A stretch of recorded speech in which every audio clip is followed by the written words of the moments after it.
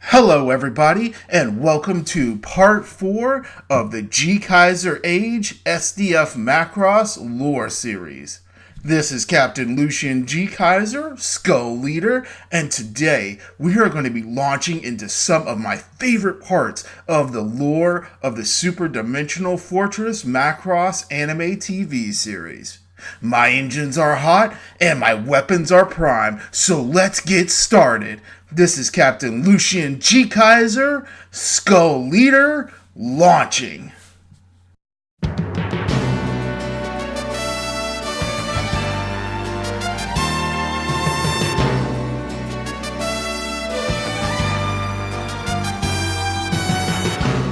Macrossの空を貫いて地球を撃った雷は我ら幼い人類に目覚めてくれと放たれた。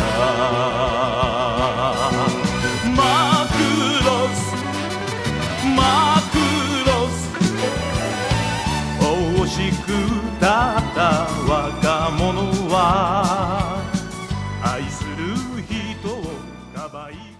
So, on today's episode, we will get to see our main character Hikaru experience the life of being a military fighter pilot and the dangers he encounters, along with how it will slowly start to affect his budding relationship with Minmay.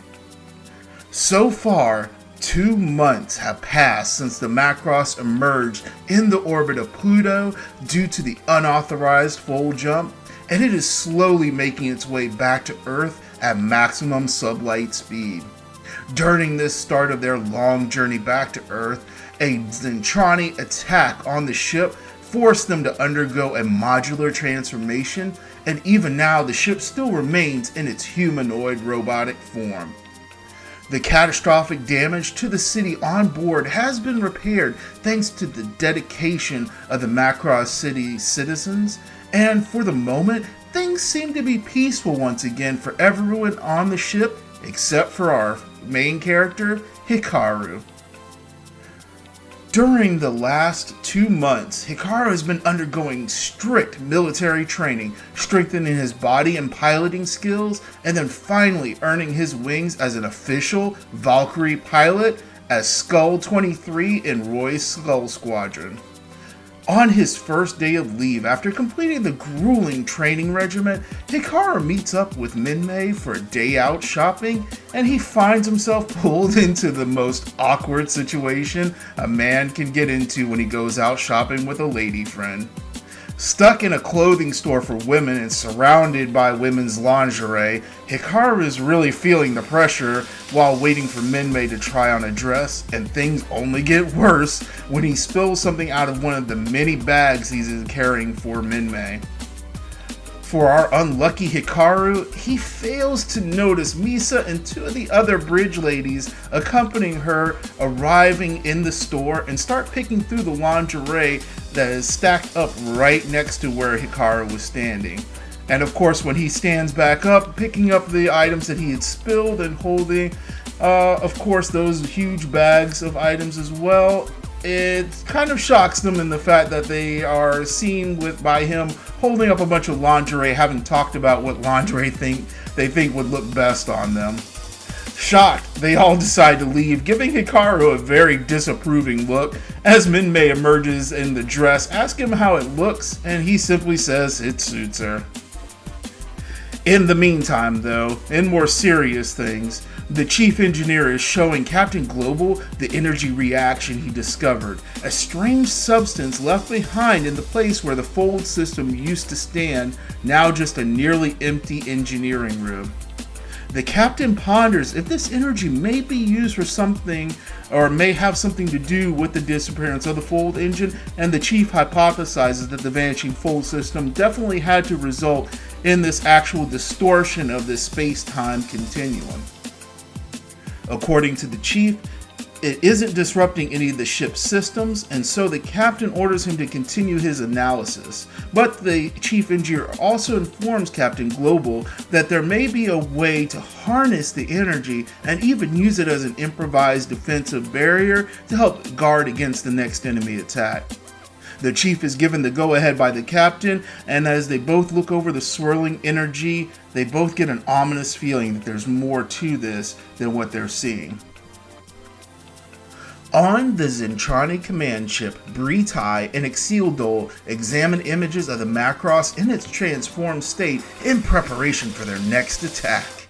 Exildol can't understand why they would adapt this type of a shape, as it would disrupt their gravity control systems and greatly limit their overall speed.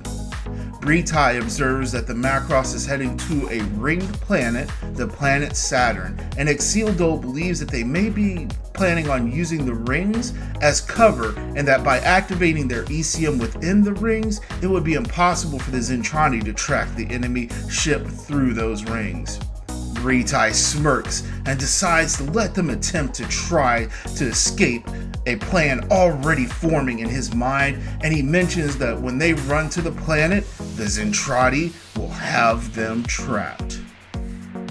Back with Minmay and Hikaru, they have returned to the Nan Yan restaurant, with Hikaru about to dig into some nice looking dumplings when Major Fokker rushes in and tells Hikaru that he's about to get the order to move out.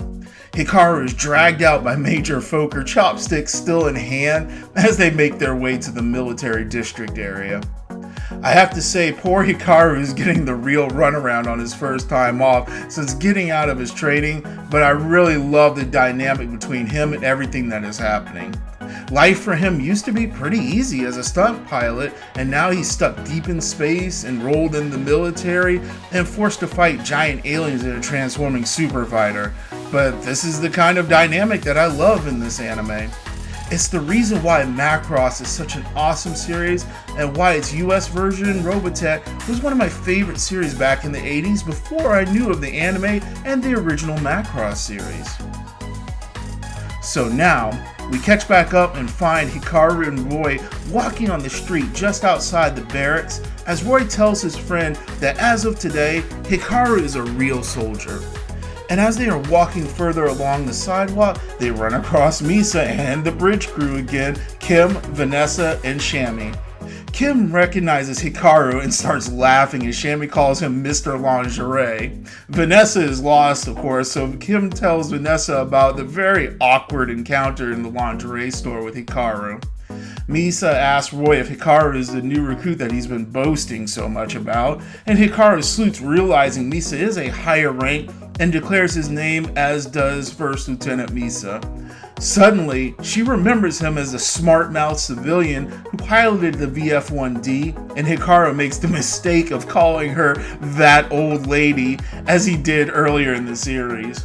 Roy warns Hikaru that Misa is his superior, so he should watch what he calls her, and as Misa and the Macross bridge operators leave, Shammy calls Hikaru a pervert, of course. Even back in the 80s, they still had that little bit of a thing going on. The Macross reaches the orbit of Saturn, and Misa informs Captain Global that they have just engaged their electronic countermeasures, so the enemy shouldn't be able to locate them for some time. Captain Global then announces his plan to ambush the enemy, because even once they leave Saturn, the Zentrani will be right on their tails and come after them again or attack them the moment the ECM is countered. After a long briefing in which all the Valkyrie Squadron pilots are informed of the plan to lure the enemy forces into Saturn's rings and then hit them with a surprise attack, they are told to take their time to say their goodbyes to anybody they know tonight. Hikaru takes his chance to meet with Minmay in the park late at night, where he tells her that he is going on a dangerous battle tomorrow. His tone somewhat sounds ominous, as he is told that the plan may have high casualties, but keeps that part to himself. Oblivious to the fact of how dangerous life could be for a fighter pilot and for Hikaru, she tells him how proud that she is that it will be his first day as a full soldier. Hikaru decides to take a photo with Minmay, and before they can walk anymore, Minmay heads home because her aunt and uncle might get worried if she stays out too late with a guy by herself. This is one of the first indications that things are starting to go in a subtle direction for both Hikaru and Minmay in their relationship, and we'll start to see more things in regards to this as to the separation between their own personal lives, Hikaru's military life, and what Minmay wants to achieve with her own. While the chief engineer tells the captain that they can now activate the barrier defense system he's created, it has a limited coverage, and so a barrier control team will have to move the barrier focal points manually along the surface of the ship to block incoming fire. It's a crazy system, and in a few minutes, we're going to see just how ineffective it is, even at protecting the most vital points on the ship, but it will definitely lead to one of the most awesome scenes in all of Macross. At the barracks, Roy checks in on Hikaru, knowing his young friend might still be up with the pre-mission jitters, and tells him to get some sleep because they're going to be heading out early in the morning. Hikaru tries to get some sleep, but as he closes his eyes, visions of that giant Zentradi soldier during the attack on Earth haunt his thoughts, and he looks over to the photograph of himself and Minmay at the park to try and calm himself. Again, it's moments like this that really bring such a strong human feeling to the characters, and when I was watching this as a kid, scenes like this really stuck with me and made me appreciate SDF Macross even more now as an adult. But now it's time for the big battle, Hikaru's first official sortie against the enemy as an official Valkyrie pilot. Skull Leader Major Fokker launches from the Prometheus in his VF-1S Valkyrie, while Skull 23 Hikaru launches in a VF-1J Valkyrie colored in white with his signature red stripes. The VF-1J is an upgraded version of the standard issue VF-1A with improved engines and avionics, along with having two Mahler ROV-20 anti-aircraft lasers. These are attached to the head of the Valkyrie itself, and you can always tell the different models by the different head shapes and of course the different amount of lasers on the head. The VF-1J was only issued to team leader ranked pilots or senior officers of a flight group, and Hikaru earned his craft in universe because of his superb piloting skills. But of course we know for the purpose of the anime, it was to make his fighter stand out from all the other fighters on the screen. I really love the design of the VF-1J head, and the color setup is really good, though my favorite will always be Roy's VF-1S. First Lieutenant Misa Hayase orders the Valkyrie groups to advance into the rings of Saturn, after which they will proceed to point R18 in the Kasani Divide, the gap between some of the rings of Saturn. Once there, they will be ordered to attack, luring the enemy ships into range of the Macross's main cannon.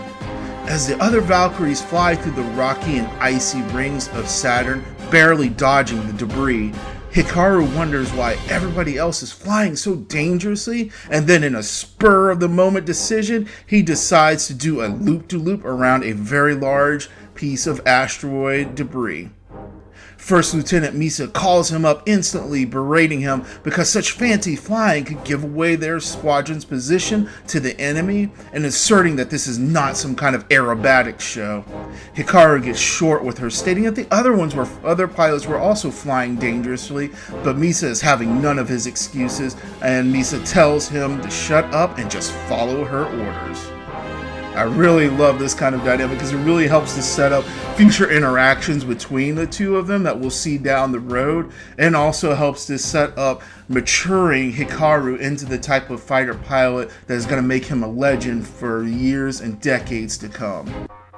As they are getting ready to enter the planet Shadow, Roy warns them to keep their eye on their instruments and the other to watch out for random icy debris in their path. Hikaru narrowly manages to dodge an ice rock hurtling towards him by throttling back some, which prompts First Lieutenant Misa Hayase to ask why he is reducing his speed, and Hikaru says it's because he can't see anything. They're literally flying through pitch blackness with only their instruments and any readings to actually confirm anything that's out there. And also they have to use their eyes to watch how the debris may flow in front of them, and with just a bare minimum of warning before a large rock would appear visually. Misa mocks the confidence he showed before, and Hikaru cannot stand that he's to be bossed around by somebody safe on the bridge, and yet again Misa is called an old lady by Hikaru. Claudia believes he shouldn't insult a superior officer, but Misa just brushes it off and tells the captain the Valkyrie Squadron's ETA is 5 minutes to the attack point. Captain Global tells them to prepare to fire the main gun, and the second enemy ships enter correct firing position after being enticed there by the fighter squadrons, and the Macross slowly takes position within the divide, dipping deep into it to hide itself within the asteroid field. Commander Britai summons Zarel, captain of the Thurvel Salon class battleship, and orders him to approach the sixth planet and capture the enemy vessel, preferably undamaged. Captain Zarel opens fire with his ship's main guns into the rings of Saturn, attempting to drive his target out into the open. Major Fokker gives the order to commence the attack, and swarms of Valkyries emerge from the Shadow Zone, firing missiles at the Zentradi ship. Seeing how little damage the missiles are doing, Isildur is irritated to see their enemy using such weak tactics, and Britai says that they obviously haven't realized that the Zentradi are holding back nearly all of their forces. And he orders the capture of the Macross intact, and now he decides it's time to show them the full might of the Zentradi forces. Dozens upon dozens of Regold battle pods deploy from the Zentradi ship to engage the attacking squadrons, with Valkyries and battle pods being destroyed all around. Vanessa reports that the enemy vessel is locked onto and rapidly approaching the main gun's firing arc, so Captain Global gives the order to raise the ship and fire the main gun. When they try to fire the main cannon at the Zentradi battleship, it fails to fire, and according to the crew at engineering, the new pinpoint barrier system is somehow preventing the cannon from firing. Captain Zarel, after seeing the missiles getting intercepted by the new barrier system, becomes enraged and has his rebel units around the Macross surround it, and of course start attacking it directly, knowing that there's no way they can possibly stop so many attacks from so many different angles. Misa reports to Captain Global that many of the fighters groups have been wiped out, and that only Skull Squadron is still holding on strong, but it's only a matter of time before they fall as well.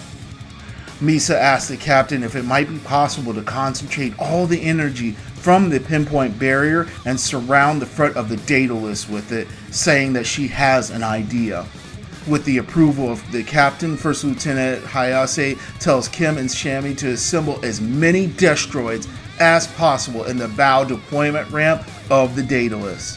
She then tells Claudia to set the Macross on a direct course to intercept the enemy ship, while all three of the pinpoint barrier shields converge at the bow of the Daedalus. Hikaru's VF-1J is hit by Regold battle pod fire and out of control nosedives towards the enemy ship, and he transforms into Batroid mode, landing on the hull of the ship. As more Regolds fire upon him, he ducks, backing away while firing back, only to accidentally fall through an open airlock. With the airlock now cycled closed, he goes through a doorway seeking a new exit, only to come face to face with a Zentradi soldier on the other side of the door. Both of them are shot and just as frightened as the other, and Hikaru raises the gun pod on his Valkyrie, but out of fear and hesitation, he doesn't pull the trigger. Up to this point, Hikaru has only ever fired at Regolds, and because the Zentradi soldier looks so human, Hikaru just can't bring himself to fire on him. Outside of the ship, the Macross closes in on Captain Zarel's ship, and he gives the order to fire everything at them, seeing that the annoying shields are no longer blocking his missiles and lasers. As the areas of the Macross begin to sustain heavy damage, the Macross presses forward like an armored juggernaut, and First Lieutenant Misa Hayase gives the order to launch the Daedalus attack. The Macross moves its right arm with the assault landing ship Daedalus, pulling it back, and with its tip coated with the pinpoint barrier system, the Daedalus literally punches into Captain Zarel's ship. This is an epic scene, and one I fondly remember when I first saw it as a kid. A massive starship slamming a carrier-like assault landing ship into an enemy ship, and it only got more awesome from there. Armored hull plating and bulkheads are ripped apart from the force of the attack, and the bow of the Daedalus bursts into the command chamber where Captain Zarel is standing dumbfounded by what is happening. But he only gets a few mere seconds more to ponder as the door on the front bow of the Daedalus opens to reveal dozens of Koenig Monster Mark IIs and Tomahawk destroids. The pilots unleash everything they've got into the bridge area, killing Captain Zarel with several of their missiles and energy and bolts finding their way through the corridors, exploding deeper into the ship. Some of them even impacted into the corridor where Hikaru was still having his standoff. The explosion kills the unarmored soldier, but luckily Hikaru's VF-1J is a lot more durable, and he forces open the airlock nearby, escaping just in time. The enemy ship begins to bloat with internal explosions ripping it apart, and the Macross withdraws to a safe distance as the enemy ship explodes. I absolutely love this scene so much.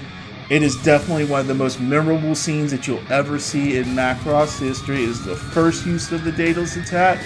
It will get used later on by other Macrosses, specifically in Macross Frontier, and it's just as fantastic in there as it is in here. So now, let's go ahead and continue on with the last part. Britai is stunned by the unorthodox tactic, and then he orders Exildol to call in reinforcements for their next battle, as the last few battle pods still around the Macross are defeated easily, as having lost their mothership has ruined their morale. Roy and Hikaru, along with the other remaining pilots, are seen to have played an important role in holding off the enemy long enough for Misa's Daedalus attack to be put into action. Still, no matter how hard he tried, Hikaru just could not forget the image of that terrified Zentradi soldier's face from the moments right before he died, and it just kept haunting his thoughts throughout the rest of the battle, especially the fact that he could not, in the heat of battle, pull the trigger against the enemy. His old buddy Roy eventually told Hikaru that he'd been no different at first when he first joined the military, and that Hikaru would at some point learn to deal with it.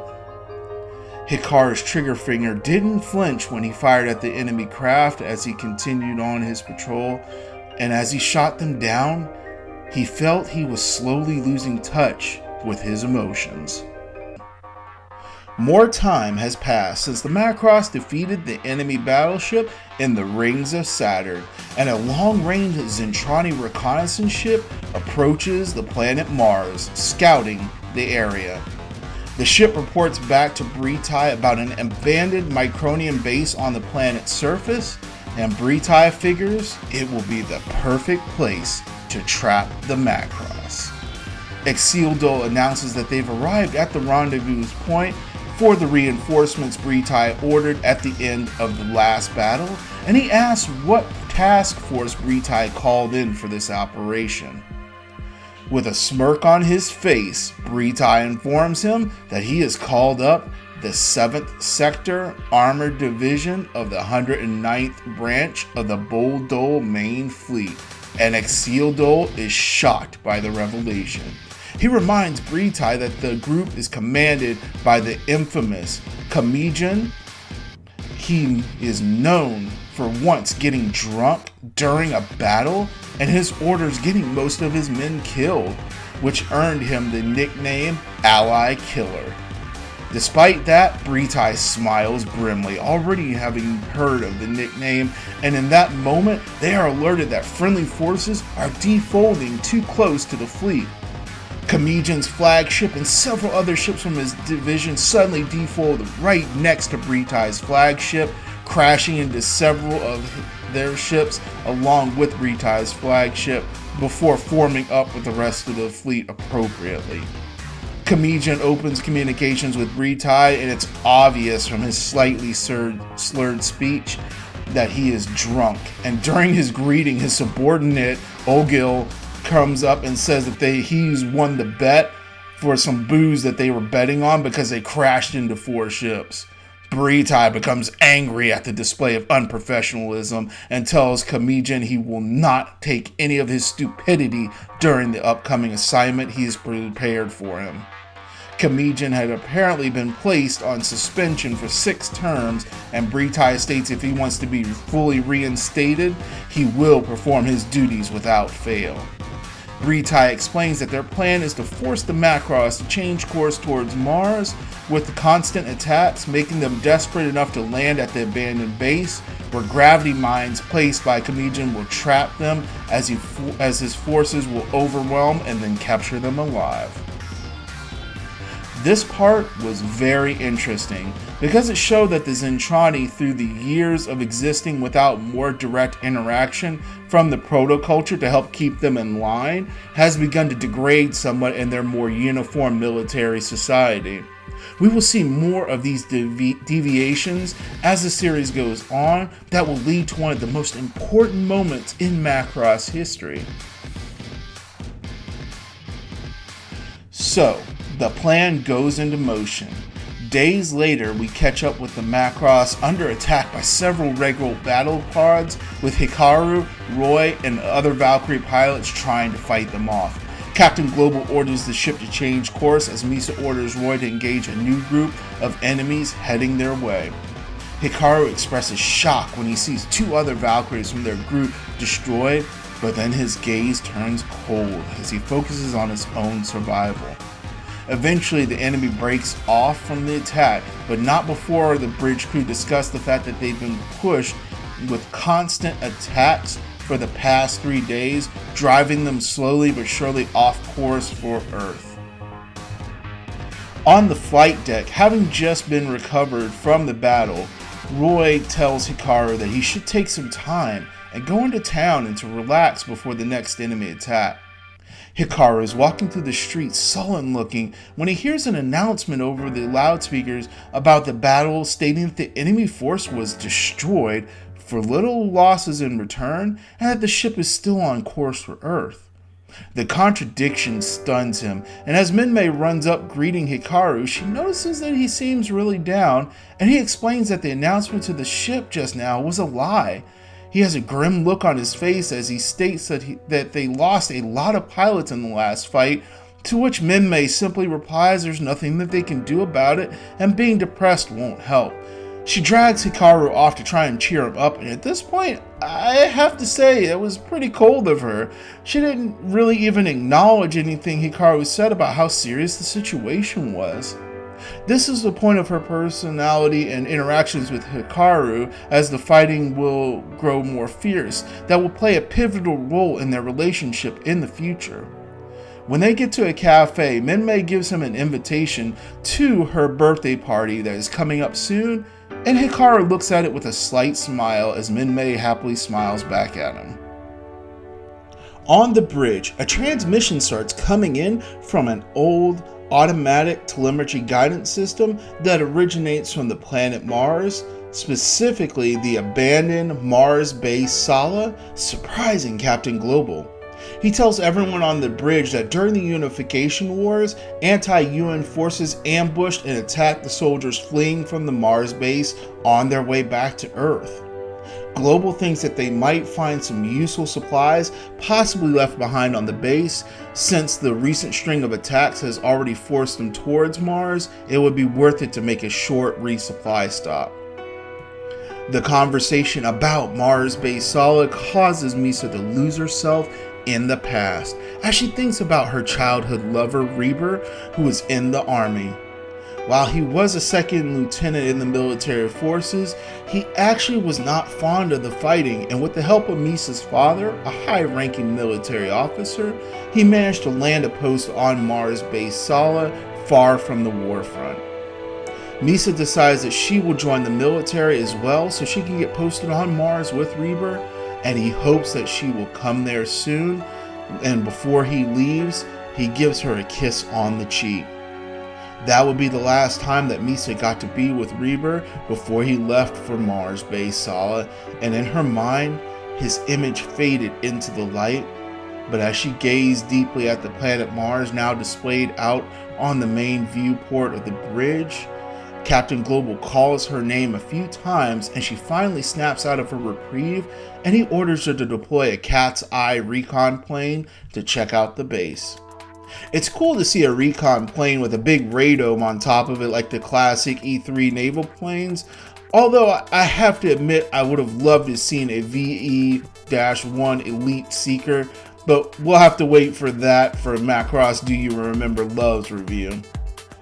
As the recon plane scans the base and the surrounding area, not detecting anything unusual, they are actually being observed by a buried recon regular unit that relays to Kamijan that the recon plane from the enemy is flying towards his position.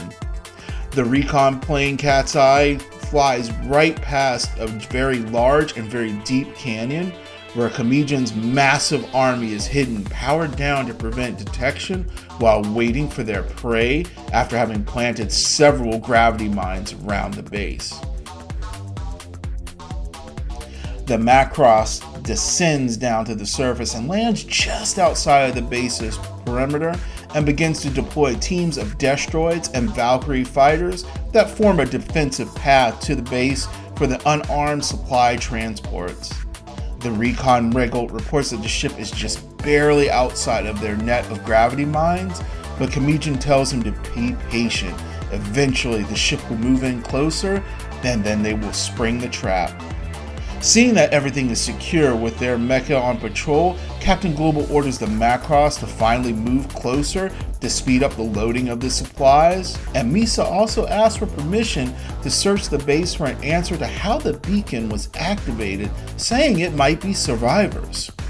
Global hesitates for a moment, but after Claudia offers to cover for Misa's position, he relents and she heads off, hoping that she might actually be able to find her missing love, Reaper.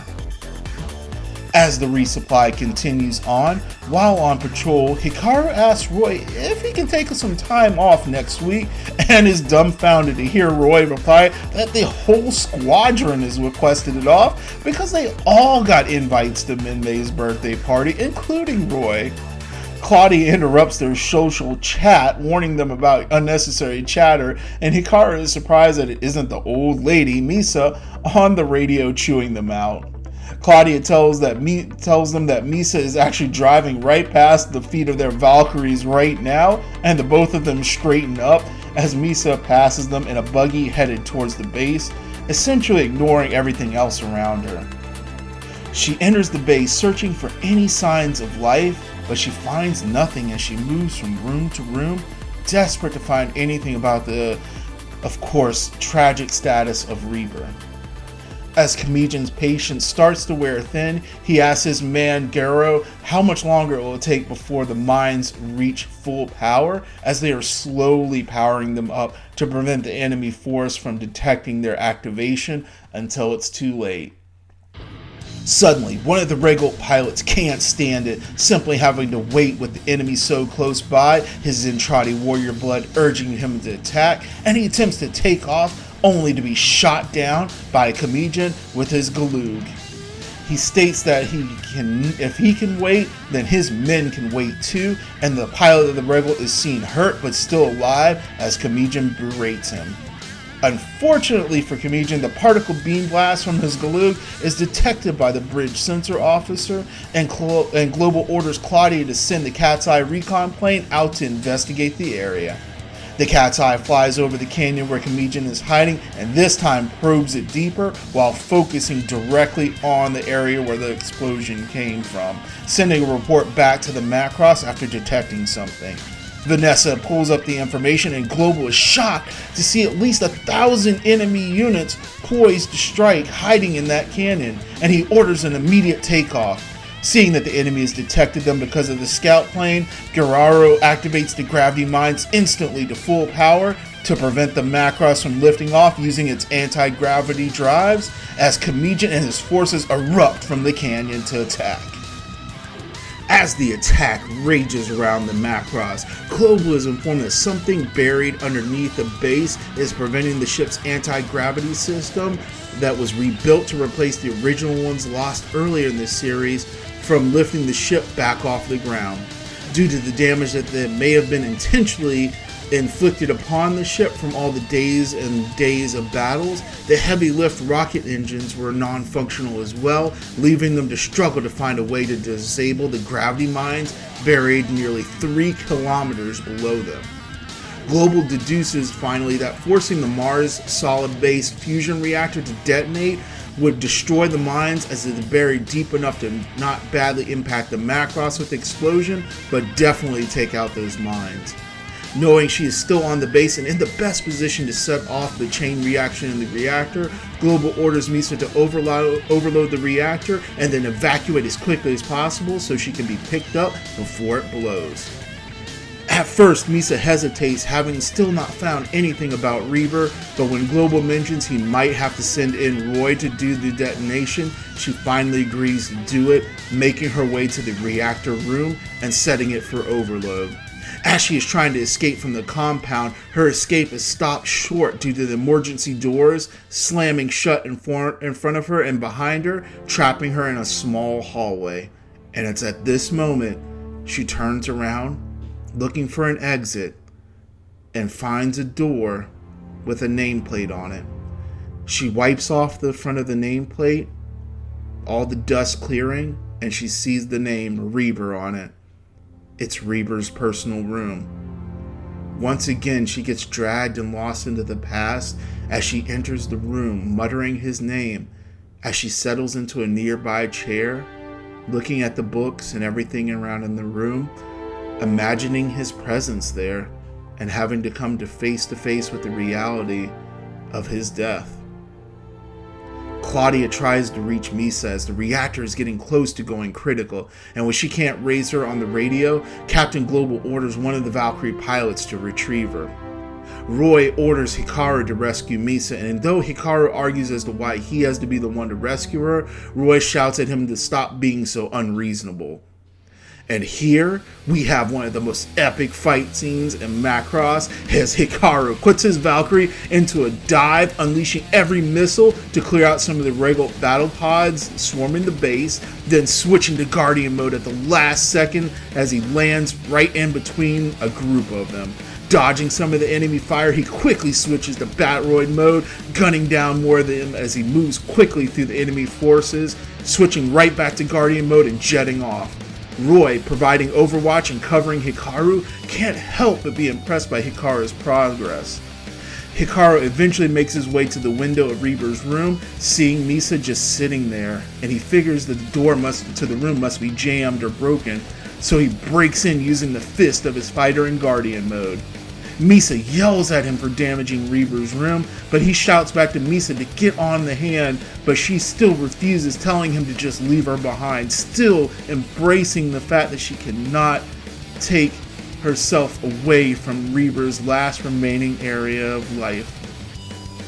Hikaru refuses, yelling at her that he's risking his own life just coming here to save her, and when she still refuses to leave, he finally grabs her with the hand of the Valkyrie and takes off with her shouting at him just as the Mars solid base reactor goes critical. Kamijan is surprised at the massive explosion, catching almost all of his forces and nearly himself in the blast, destroying the underground mines, the base, and just barely allowing time for the Macross's anti-gravity systems to kick back in at full power, lifting the ship away quickly from the base. Kamijan climbs from the cockpit of his craft, frustrated, but he also grins wickedly, stating that things are getting interesting and he will win the next time. The last scene is a very, very poignant one. It has Hikaru standing in the cockpit of his Valkyrie, parked on the flight deck of the Macross, as the Macross slowly moves its way back into space, and he looks over, watching over Misa, who is now staring deeply at the planet Mars as it recedes in the distance. No words are spoken between them, but you can tell from the look on Hikaru's face he's frustrated, but also slightly concerned about Misa.